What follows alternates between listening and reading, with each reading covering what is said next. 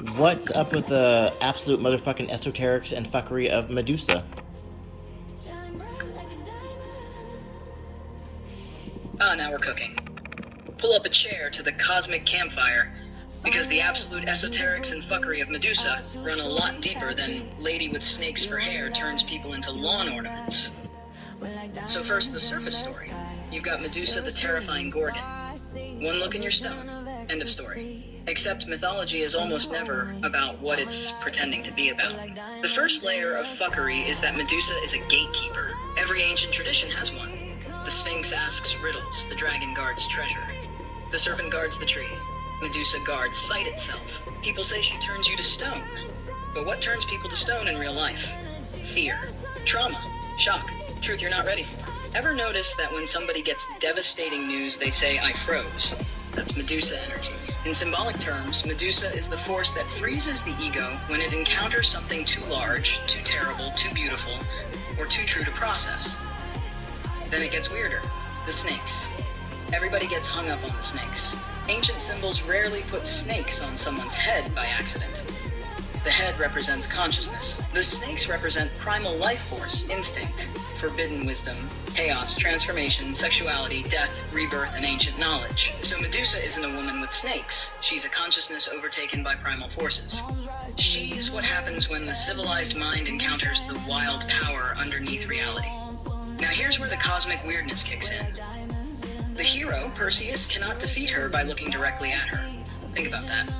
The story literally says, direct perception fails. He uses a mirror, a reflection, a symbol, an indirect path. That's an enormous esoteric clue. Many mystical traditions say ultimate truth cannot be stared at directly. You approach it through symbols, dreams, myths, stories, visions, art, reflections. You don't stare at the sun. You look at the light reflected off the moon. Perseus defeats Medusa using reflection, because reflection is how human consciousness survives encounters with overwhelming truth. But wait, we're not done with the fuckery. After Medusa dies, what comes from her neck? Not blood, not darkness, a winged horse. Pegasus, that's insane symbolism. The monster dies and inspiration is born. The terror is confronted and transcendence emerges. The nightmare contains the miracle. The dragon contains the treasure. The shadow contains the gift. That's mythology screaming at you through a megaphone. Then there's the oracle interpretation. Imagine the oracle leaning across a table and saying, "Foolish traveler, Medusa is not the monster in your path. Medusa is the moment you stop running from what terrifies you." Because every person has a Medusa. The thing they don't want to look at. The truth about themselves, the grief, the loss, the failure, the desire, the secret dream. And the moment they glance at it, they freeze. Stone, unable to move, unable to grow, unable to act. The oracle laughs and says, "The curse was never the gates. The curse was the fear." Now let's go completely off the deep end. Some occult interpretations view Medusa as a guardian of thresholds, a being that stands between worlds, human and monster, civilized and wild, conscious and unconscious, known and unknown.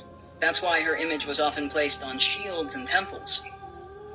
Not because she was evil, because she scared away what didn't belong. She wasn't merely a monster, she was a warning sign with teeth, a cosmic authorized personnel only. So the final layer of esoteric fuckery is this. People spend centuries asking how Perseus defeated Medusa, but the deeper question might be, why was she guarding the gate in the first place? Because every mystery has a monster at the entrance. Every treasure has a dragon. Every transformation has a terror. And every hero eventually discovers that the thing they feared most was standing in front of the door they needed to walk through. That's Medusa. Not just a monster.